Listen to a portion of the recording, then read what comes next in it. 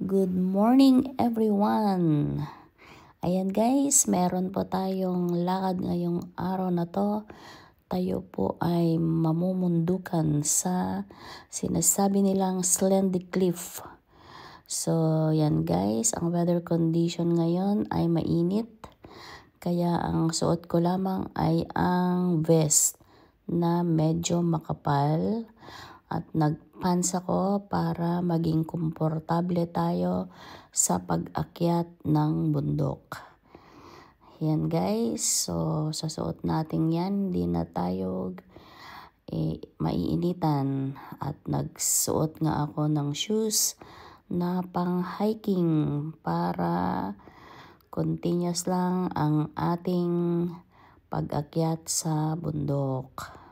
So yan guys, komportable na tayo sa suot natin, yung pants. Aba, nagsuot din naman ako ng pants na uso ngayon. Yung malalaki na pants. So, nagkita-kita kami guys sa bus station ng aking mga friends. Yan, sumakay na kami ng bus. At pagdating namin doon, kumain kami agad.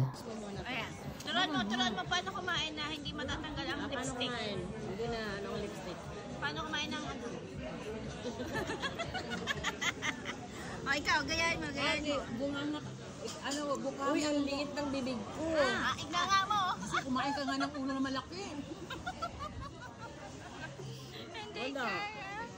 Tawa, tinawanan ko na ako nung lalaki sa likod ni Lola.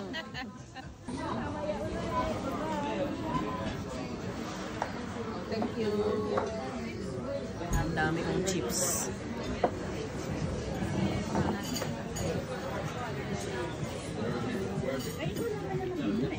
Oh, dami.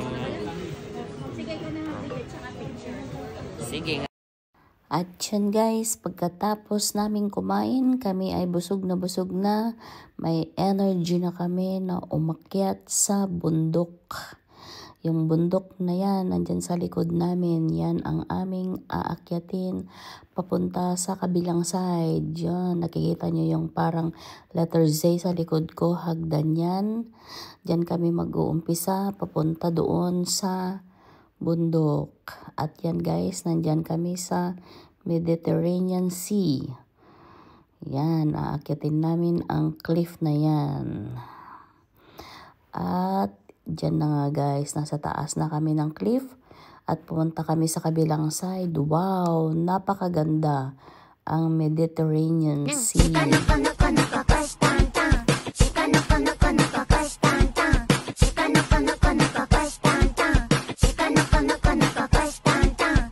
Cizadala.